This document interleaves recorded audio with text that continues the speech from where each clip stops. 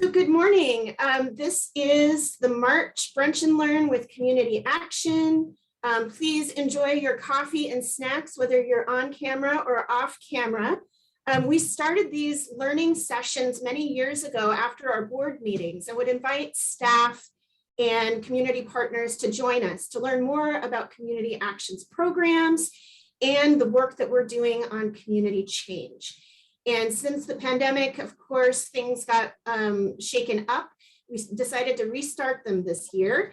And instead of lunch and learns, they're brunch and learns. So welcome. Be watching for different topics each month. If you are currently not on one of our email distribution lists, Isabella will put her email in the chat and you can get a hold of us and ask to get notices of future events. So today our topic is putting the puzzle pieces together. Many people think that the lack of housing that people can afford in Skagit County is a big mystery, an unsolvable problem. And we're here today to talk about some really wonderful community collaborations where lots of folks, city and county government, nonprofit and for-profit developers, and community members are coming together for creative solutions and putting their part of their pieces of the puzzle together to solve the housing crisis in Skagit County. Today, we're going to feature my colleague, Michele Metcalf, who we're super excited is our new Director of Housing Projects. Hey, Michele. We're also going to hear from Bill Henkel, our Executive Director. We're going to have about a half an hour of presentation, and then we have a question for you all, especially staff at Community Action, but all of our community partners as well. Once you hear about Cascade Landing, we have an idea of who are going to be successful renters, who these apartments are going to be just the perfect home for, but we want to hear from you about who you think, what types of folks might really thrive at Cascade Landing. Before we get to the punchline and that rich conversation, we're going to talk a little bit about why is there this challenge around housing availability and cost in Skagit County? What are some of the solutions? We have a roadmap. We don't have to make it up. What are some of the solutions that the community is working on together? And then we're going to come down to the specifics of what's Community Action's piece of that and how you can be involved. So to get started, I know that many of you know Community Action by our programs and services. We like to joke that if you don't know about Community Action, it's probably because you've never needed us before or someone you love hasn't needed us before. But for those of you who do know, you'll recognize that we have all of these different programs. Community Action is an umbrella organization with many programs that help stabilize households in crisis and help them pay their bills. And we also equip folks with the tools, the resources, the knowledge, and opportunities to get a better education and to get a better job if they're able to. That is what we call our client successes right there, stability and equipped to get ahead on their goals. We also at Community Action have a third piece of our mission, and that is community change and taking the lead of people with lived experience in poverty and homelessness and hunger to show us the way. So we do research and reporting and a lot of listening to our community and a lot of listening with our partners to make sure that the community change we're working for is what they want. One thing to know is some people think of Community Action as just our Mount Vernon Services office. In fact, we have locations all around the county, including our very important East County Resource Center and Concrete Community Center locations, Skagit Vets Connect and our energy assistance programs located in Burlington, our WIC programs, which have satellite offices, and our food distribution center in Cedro-Woolley that keeps pumping the food out from distributors to all of the food banks and feeding programs in Skagit County. The outcome of all of those locations in that reach, and I should mention that all of our services, most of our services are also available by phone and online. Many people do not even have to come into an office to receive services. But the outcome of those locations and all of those services is that client success. People who are able to make ends meet. Most of our clients only need help one time to overcome a challenge, and then they're off to the races on their own. We do want to today not focus on services, but housing development, that important community change. Most of the services that we provide are because people can't pay their bills because they're paying too darn much for housing. And what you see on this slide is research from the University of Washington's Real Estate Research Center. Every fall and spring, they do a survey.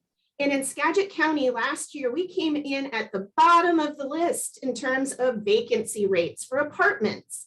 And apartments are the type of housing most people in Skagit County need.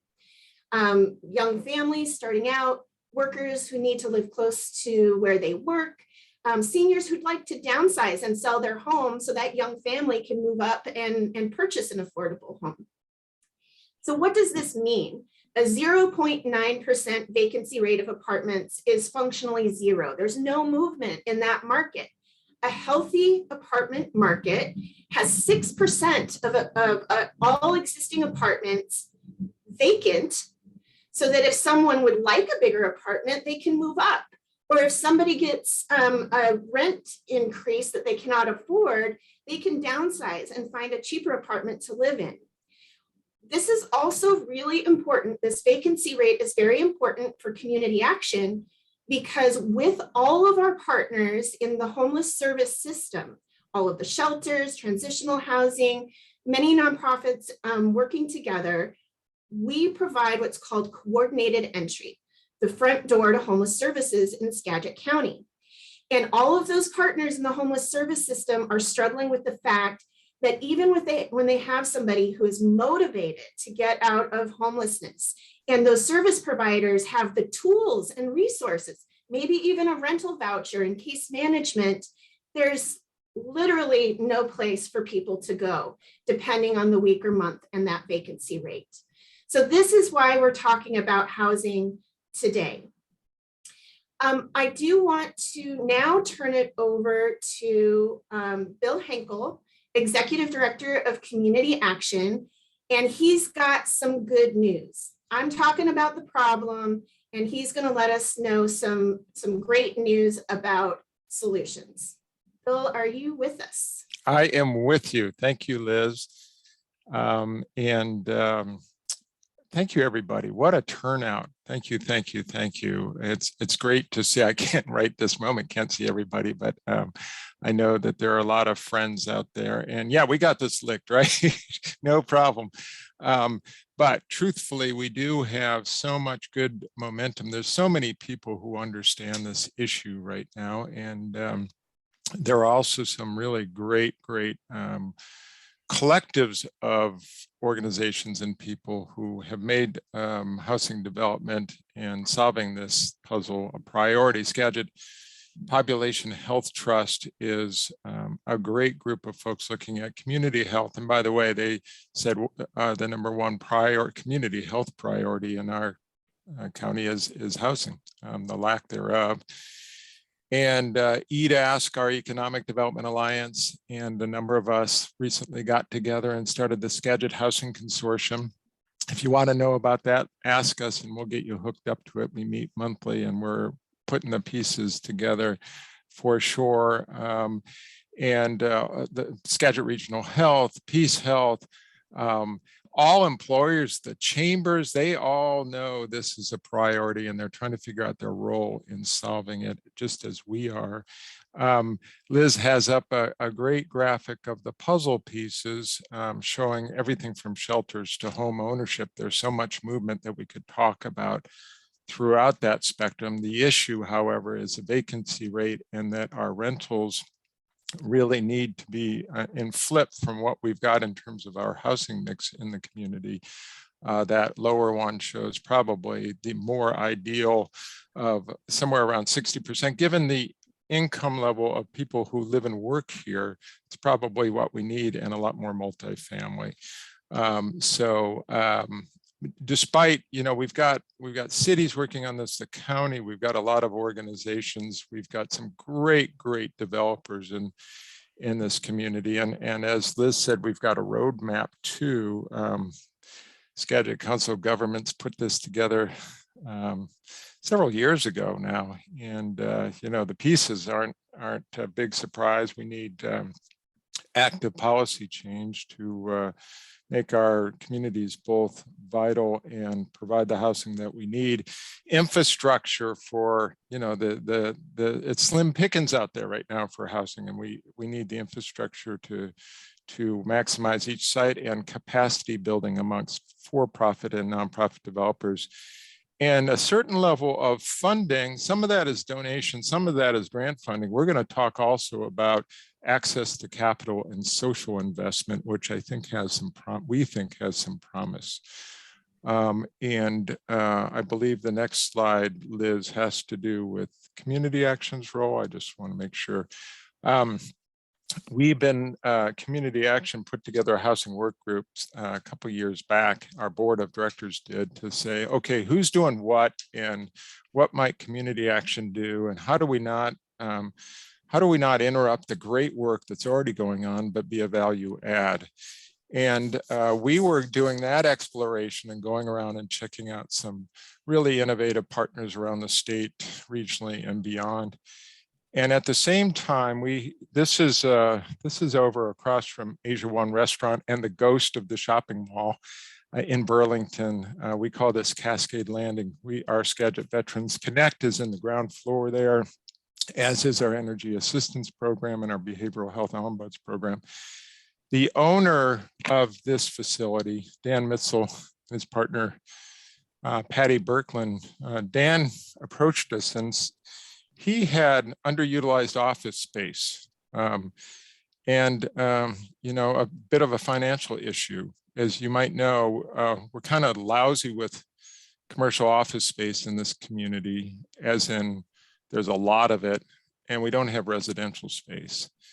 And so that's a community issue, but it was also an individual issue, I suppose, for Dan, because it's hard to rent out office space and meet all the bills.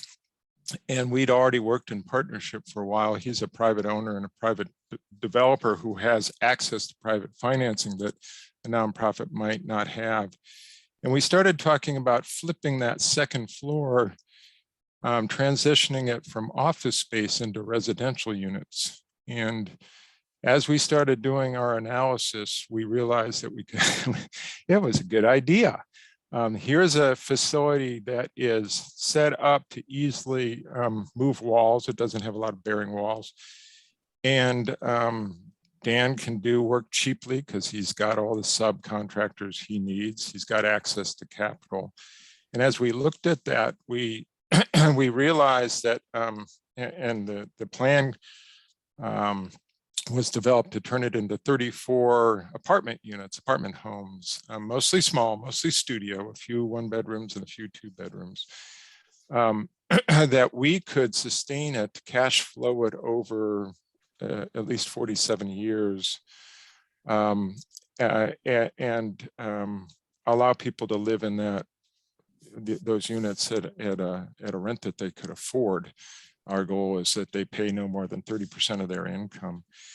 And what we needed to do to complete this project was we discovered only raise about $400,000 to $600,000, as opposed to the usual project where you have to raise 5, 6, 7, 15 million. And you know how it goes. It stretches over years and years and years. And then you run into issues and it stretches over more years. Well, the city has been fully on board with this, and thankfully, and we have a private developer who knows his business, and we have our mission and we know the most critical need in the community.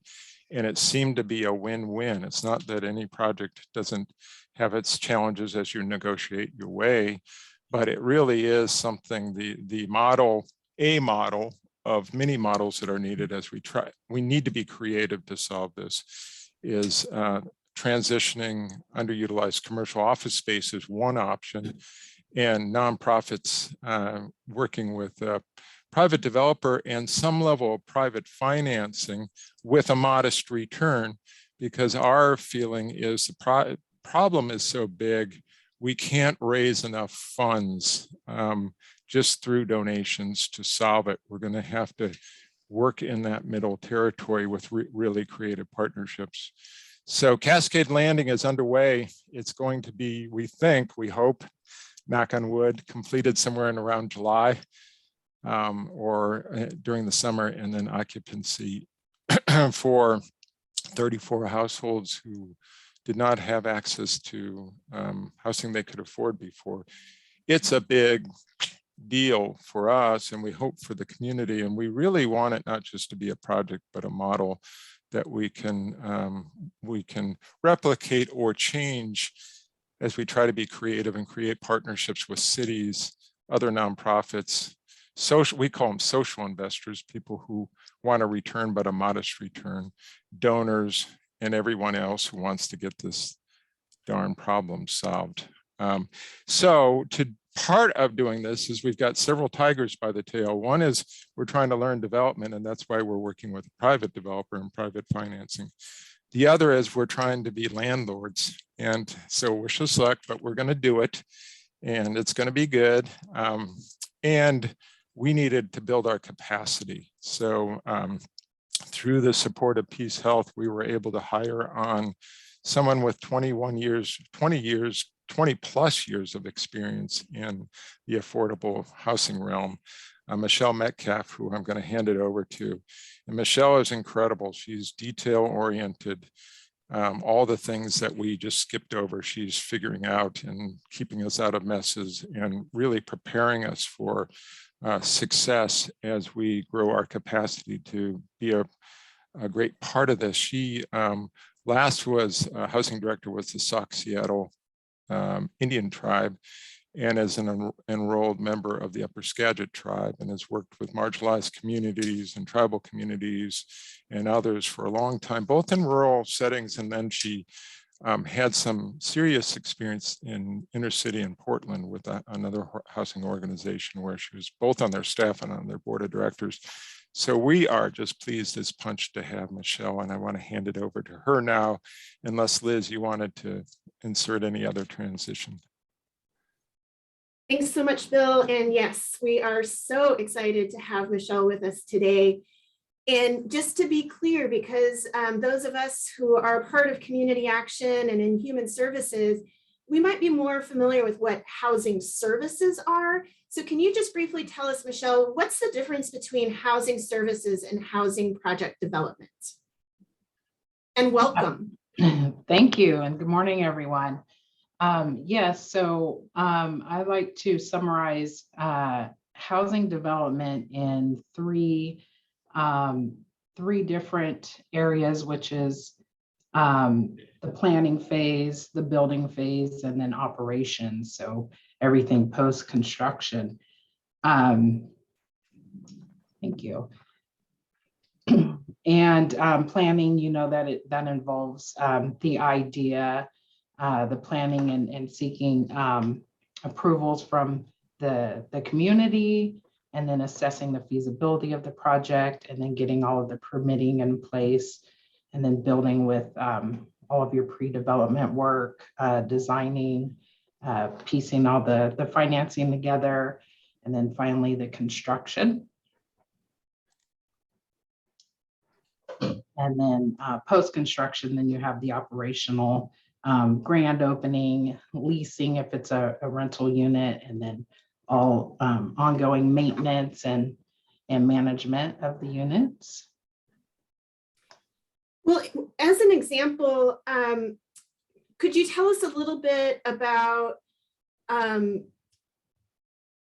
a previous experience, maybe in Darrington or with one of the other organizations that you worked with, of what does this look like, and how do you expand and scale up in a situation where perhaps you've started in housing development and want to do even more to fill that gap, to add that puzzle piece of more housing? So can you tell us a little bit about a previous experience before we dive into Cascade Landing?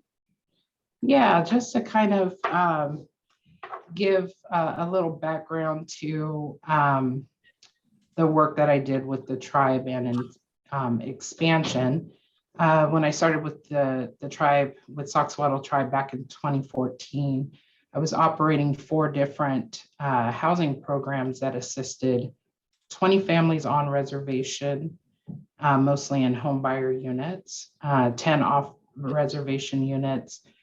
Those were rental units, and 8 rental subsidy programs. And when I exited the tribe, we expanded to 10 programs. Annual funding increased from about 500,000 to 1.7 million. And I was a part of assisting the tribe with the acquisition of 4 single family homes, a 4-unit apartment complex, and new construction of 2 tiny houses and 3 single family homes, excuse me. And I assisted the tribe with the development of their casino. Lots involved with all of those acquisitions and construction. So I overseen them from the acquisition phase onto operations through the programs. Thanks, Michele. I think we're going to transition now into talking about Cascade Landing. And as Bill said, Community Action had been looking at what our role is for a few years. Our board had committed, we were gearing up, and then this big opportunity with Cascade Landing came along, and it was underway. That planning phase was underway by the time you joined us in November. Can you just tell us a little bit about what it's taking to plan, build, and then within a couple minutes, we're going to turn to the operations, the future operations. So what are you doing now in the planning and building phase? What is the developer doing? Yeah, when I started in October, we were kind of midway through that build phase there in pre-construction. So there were still some pieces that we were putting together with getting the permitting in place. All of the design work had been done, and the project itself was mid demolition. So I've saw the project, or helped the project along with that permitting process, and now the project is about 50% complete as far as construction goes. And what does that next phase look like? We were up there with a small group taking a tour last week, and some of us remember when I think Catholic Community Services and some insurance and professional services were on that top floor. And when we were there last week, the walls are up, the plumbing is in, you can start to see what the units are going to begin to look like. What's the next steps, and how are we going to transition to operations? Yeah, so right now we're doing our pre-operational planning. Just got done working through what a case management job description might look like.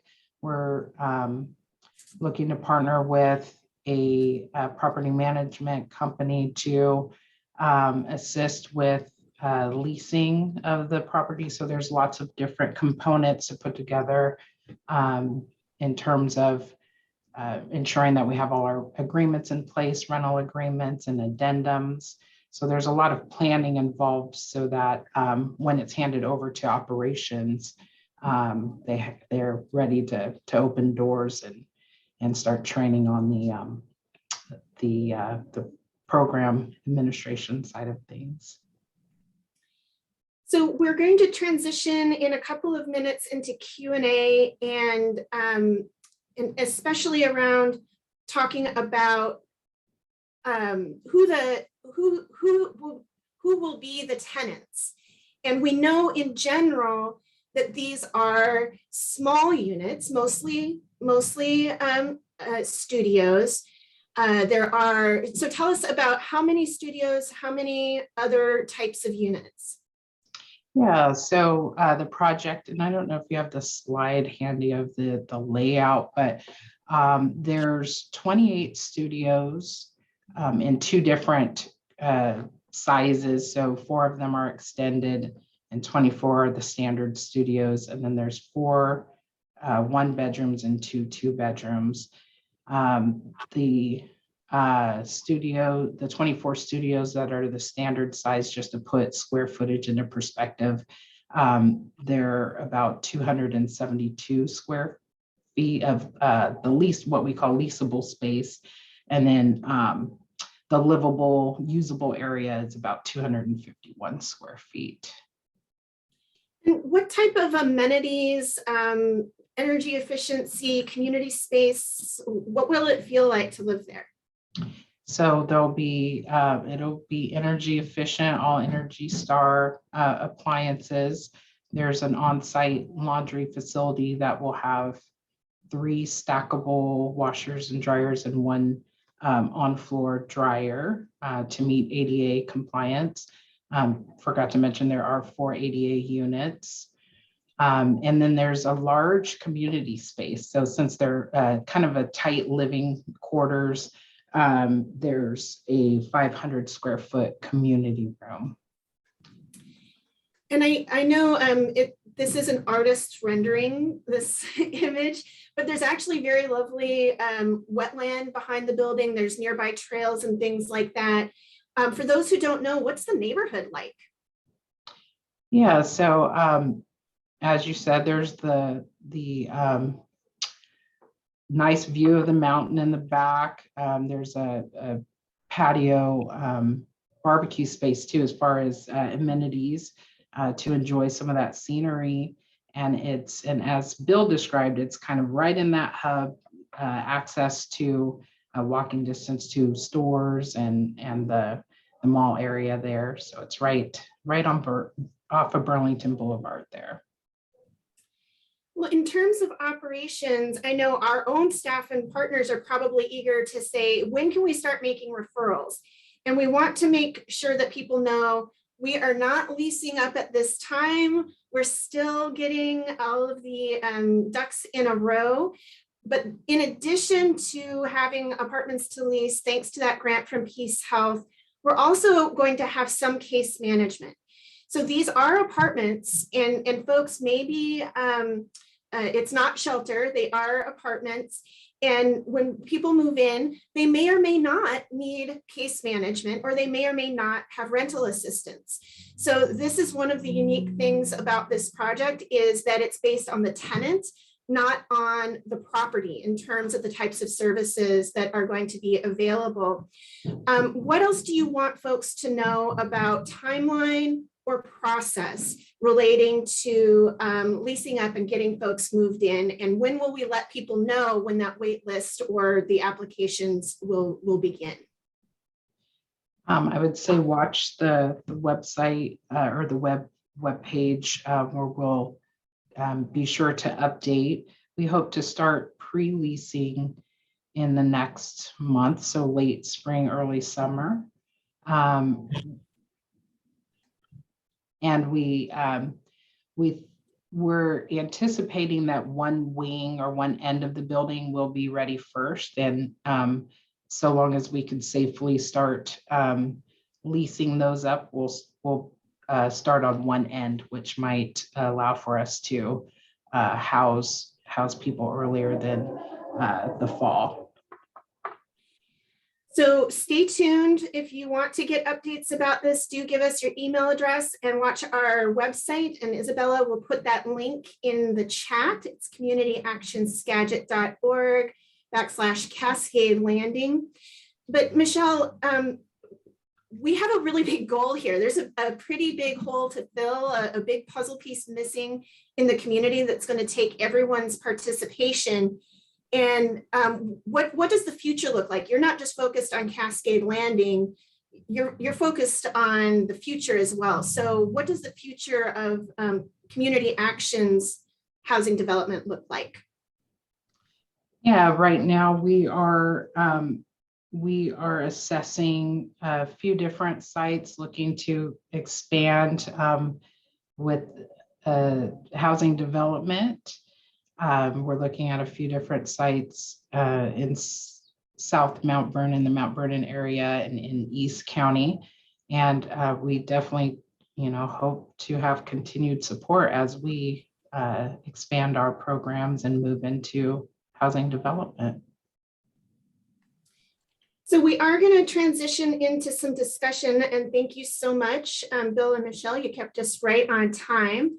And I would just like to ask everyone to give Michele a round of applause, because we are so happy to have this level of professionalism and expertise, not only with community action, but here really working for the entire community.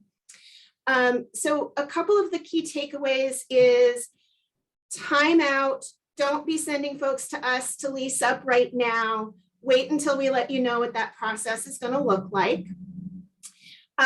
For our staff, we want you to know that at our June all-staff meeting, we're going to provide some more tools and information to get you all ready and to know what that relationship between programs and the housing development and the leasing process are going to be. For community partners, please stay in touch with us through our various coalitions like the Community Resource Network and the Latinx Advisory Committee, where we'll be sharing lots more information as those opportunities come up.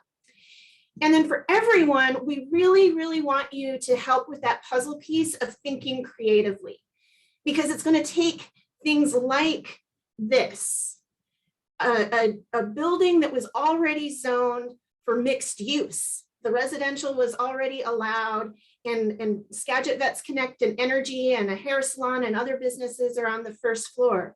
Well, there's probably lots of other creative ideas out there. For example, we've been talking with school districts, and Dr. Vivanco from the Mount Vernon School District said, yes, housing is a major issue, not only for families and kids, but also for our workers. Pacific Wood Tech made a significant donation to Cascade Landing, I believe in the range of about $15,000 worth of lumber, in part because they're a manufacturer who has good wages and their workers are still struggling to find a place to live. So it's going to take creative partnerships. Dr. Vivanco went back and is working with his facilities team to look for underutilized property that the school district owns. We're having conversations with churches who may have a large asset in buildings and land, but they might not be zoned appropriately for housing. So how can we then work with partners in the county and the cities to ensure that zoning is appropriate? And of course, we need everyone to be on board to be promoting, yes, we do want apartments in our backyard. It's what most people in our community need, so that if we do have to go through things like we as community action or any other nonprofit or for-profit developer have to work with cities on changing zoning or working with communities to say yes, that there's more people who show up to say yes. So that's really the biggest ask today. And of course, we are raising funds to fill our gap of about $600,000 to $700,000. And that's for us to buy down the master lease to keep those rents affordable. So anything that you all can do to help, we are eager to hear it. And I'm going to ask Michele or Isabella, the email address for more information is cascadelanding@communityactionskagit.org if you want more information or have a hot tip. So we're going to turn it over to questions now and that brainstorm about who do you think could be really successful in a small apartment home in an area that is close to services and transit, and may those tenants may qualify for light touch case management, not intensive permanent supportive housing. So let's start with any clarifying questions. Any questions about Cascade Landing or Community Action's role in housing development? And I'm going to ask that if you'd like to speak, that you either raise your hand in the reactions button, or you take yourself off mute, and I will call people in order. I'll let you know I have not been able to keep up with the questions in the chat, so we might have to come back to some of those. Tony, and as you ask your question, please introduce yourself, and if you're affiliated with an organization, let us know who that is. Hi, Tony White. I'm the general manager at Skagit Valley Food Co-op.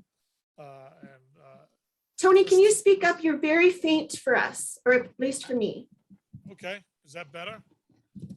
Little bit, maybe bring the mic a little closer. Yeah, maybe it's not the right mic. Just a moment.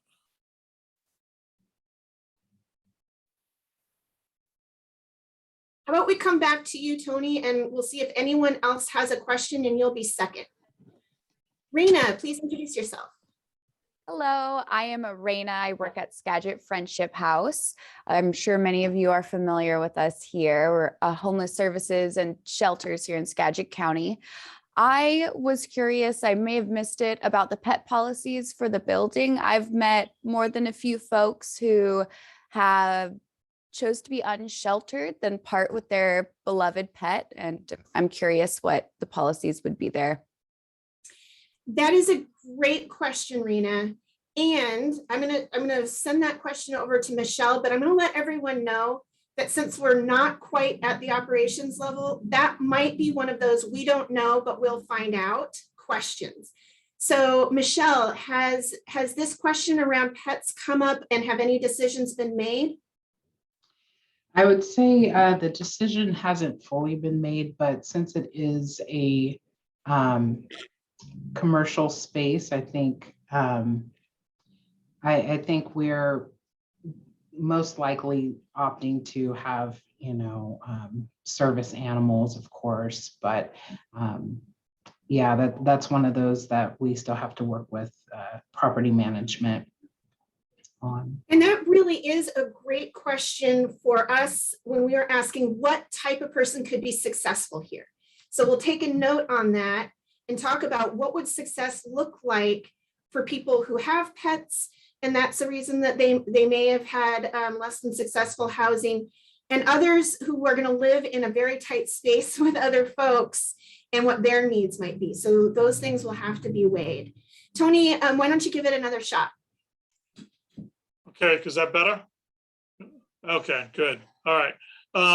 So first, I guess, it's a very cool project, but and I'm the general manager at Skagit Valley Food Co-op, and we're certainly like a lot of other people interested in housing, and certainly thinking about how do we continually find workers and where their housing is, and try to eliminate the far drives a lot of our workers are doing. But my question on this project was, so what are the parameters as far as like a studio, like occupancy in the apartments? Have you set those kind of things, like how many people are in a studio, how many people in the 1 or 2 bedroom? And then the second question is there outside space that people have for storage, like for bicycles and that kind of stuff? I'm just thinking of those things in my head. Thanks. Great questions, Tony and Michele. I would say the maximum capacity in a studio would be 1 to 2 individuals, but we'll definitely follow standards. So there are the maximum requirements that are in place per regulation. So we definitely want to avoid overcrowding units and that sort of thing. So that will be all worked out and sorted out in the lease documents and policies that we're putting together now currently. And then there was a question about outside space, Michele. Oh, and what was that question? About is there outdoor living space, outdoor recreation space, and also a question about storage, like perhaps for bicycles or something along those lines. There may be some, again, we're about 50% complete. It looks like there might be some additional storage space inside. We have a couple storage areas in the floor plan, but whether those are designated to like maintenance storage or for tenant use, that hasn't been sorted out yet. And in terms of outdoor space, there's a covered patio area. We're looking at maybe doing a barbecue pit or something to that end, I think is what has been, the idea has been tossed around for that. So definitely outdoor space available for tenant use. Thanks, Michelle. We're going to go next to Community Action Board member and student and all around great gal, Heather Wallace. And you are on mute, Heather. Sorry, thank you. That was like the most like best introduction ever. I wanted to say shout out to Friendship House. I actually have my apartment behind me because Friendship House housed me for a couple months. So awesome program if you ever need it, which I hope you don't. But when I did get this apartment, when I got here from the Friendship House, I actually was looking into a pet for myself because of my anxiety, my depression, my PTSD, stuff like that. And I got a cat. But since then, I don't think cats are appropriate animals for therapeutic companions and other things. So I think it's dogs and miniature horses. So you might want to take a look into what kind of pets that are allowed. I think we're hearing loud and clear that policies around pets are important to the community. So thank you, Heather. Does anybody else have any clarifying questions about the project or ideas on exactly what you're just talking about, the types of folks who may be successful? April, are you raising your hand? Go ahead and introduce yourself, April. Yeah, I had a quick question about the rent. I'm April. I'm with the American Legion in Burlington. As far as you said the majority of people will be 30% of their income. Are there going to be fair market rents, or is that whole building going to be an income-based program? Michelle, and first off, I just want to say, April, thank you so much. The Legion and all of our veterans services partners are very valued. One of the things that we forgot to add is our target is that 10 of the units will be set aside for veterans, April. So just one thing to note, that's not a requirement. It's just an internal goal, in part because Skagit Vets Connect is on the first floor. So Michelle, would you like to address the question about how rents are set and how they might be different from tenant to tenant? Yeah, so how we've kind of started discussing things, the rents will be set at lower than market rate.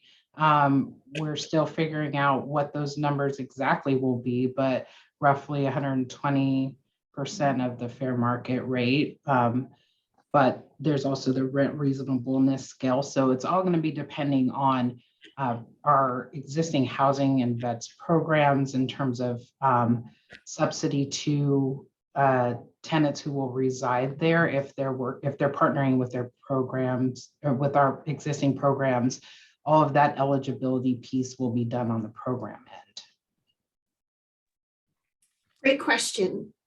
I might just jump in and say that part of our model, which is different from many nonprofit developments, is we didn't raise a lot of capital funds, and so we're trying to operate this based on rents, which is interesting, so that we don't have to go back each year to local government or state government or even federal government to help us operate it, other than the rental assistance vouchers that come with the tenants themselves, which are usually you're paying maximum of 30% of your income. So it's a kind of a different model in that way. We're trying to keep not tapping into those usual sources so that they're available. For instance, for the permanent supported housing project that's going in, yay, in Mount Vernon, I believe in 2023, which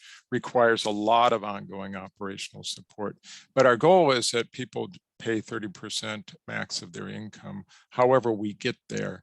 And we're going to have to, even there, be quite creative. So we'll make it work though. And Bill, that's why we are doing a fundraising for that last $600,000 to $700,000 is to keep the rents low. Paige from Community Action, I see your hand up. Yes, I just have a quick question. I was looking at kind of the overview of Cascade Landing and noticed that there is potential for Murphy beds. Will these apartments or studios come furnished, or will individuals need to provide everything?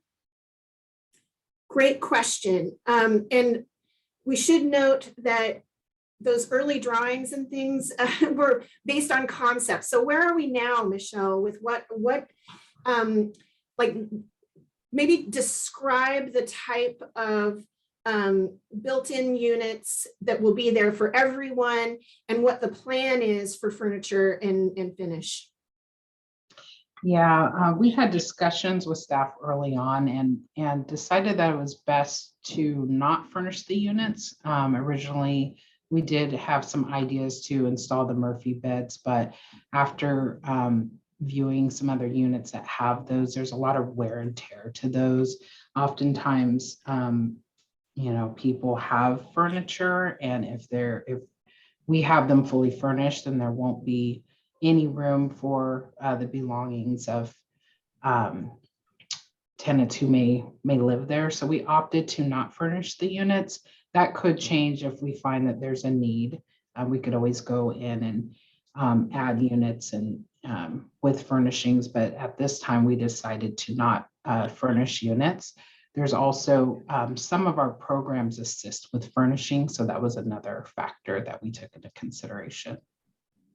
And when Michele says some programs assist with furnishings, what she means there is that some of our housing programs within Community Action, within their own grants, have funding to help people get some basic furnishings when they move into a new to them unit.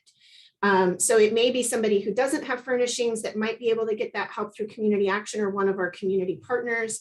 Or it may be somebody that is downsizing, a senior who had a larger home but is very low income and needs a smaller place to live. And so they'd like to bring some of those cherished possessions with them.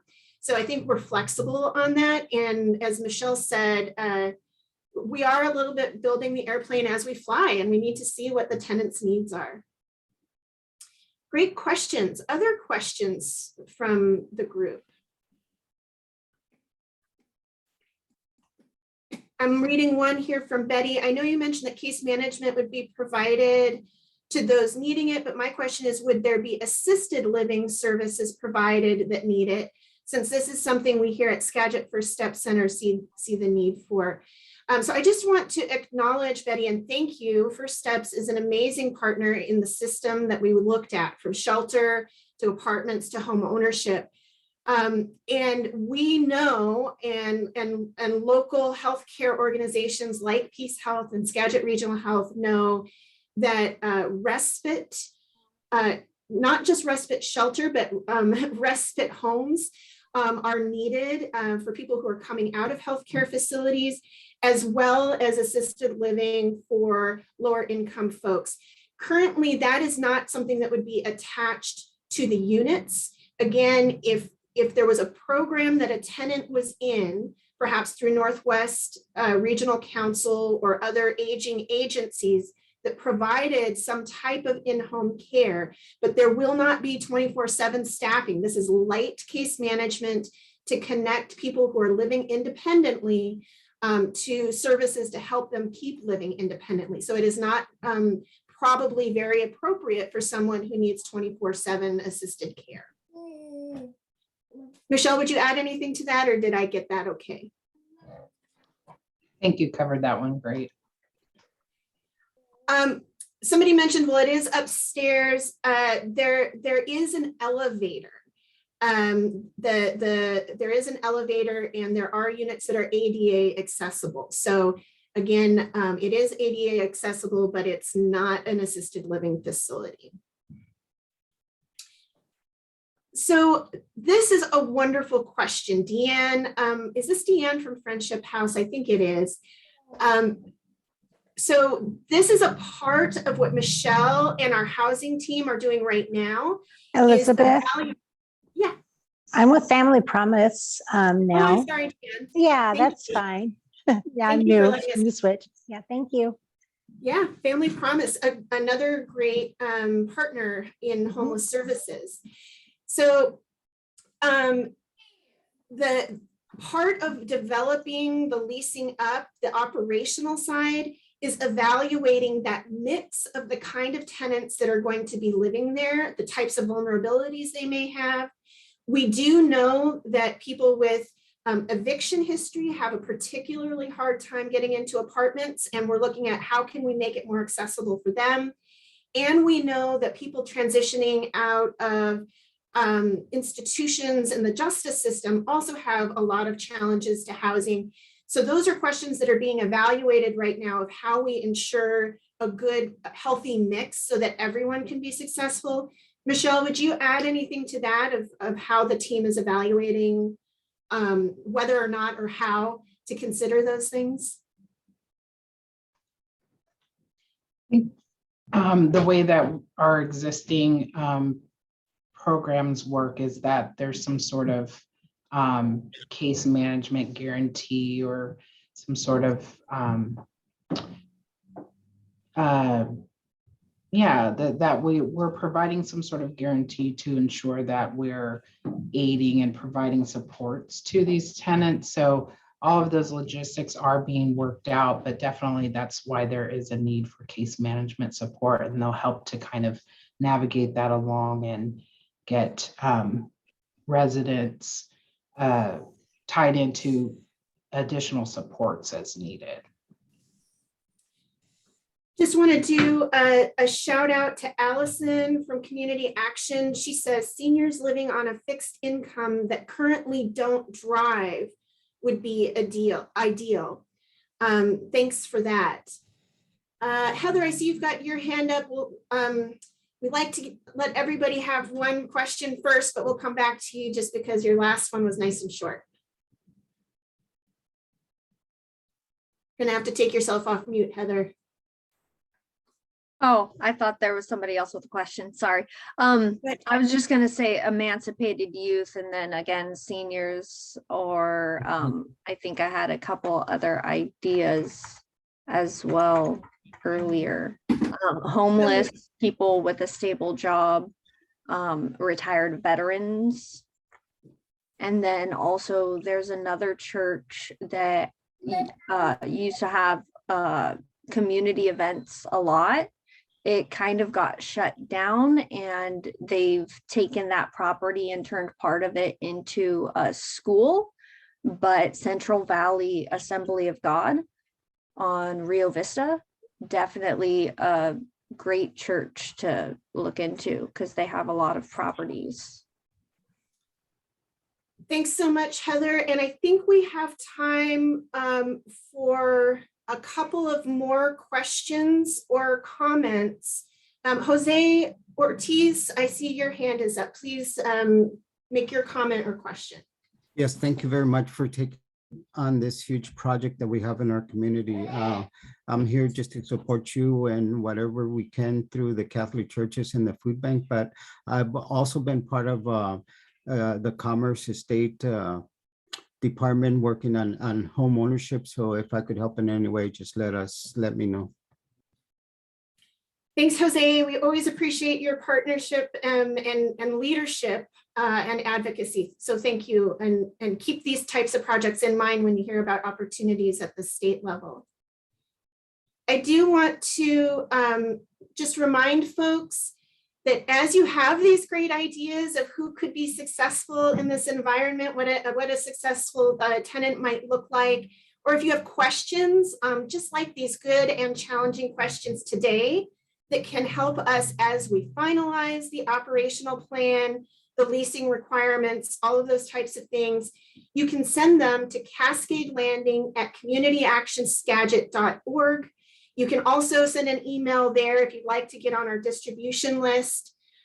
We certainly would love to hear from you if you've got an underutilized property and you're curious if it could be converted, or if your church or civic club would like a presentation or conversation about housing solutions in Skagit County. So with that, we only have about 5 minutes left, and I do want to make sure that we've got enough time for anyone else who might have a question.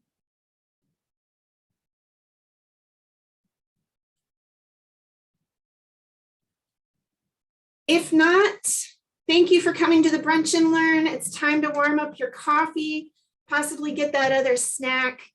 And I just want to say thank you from the bottom of our heart here at Community Action, because we couldn't be doing any of this without our partners and friends in every corner of Skagit County. So rock on, Skagit County. This is a puzzle. Housing is a puzzle we can solve together. Have a great day, everyone. Take care. Thank you.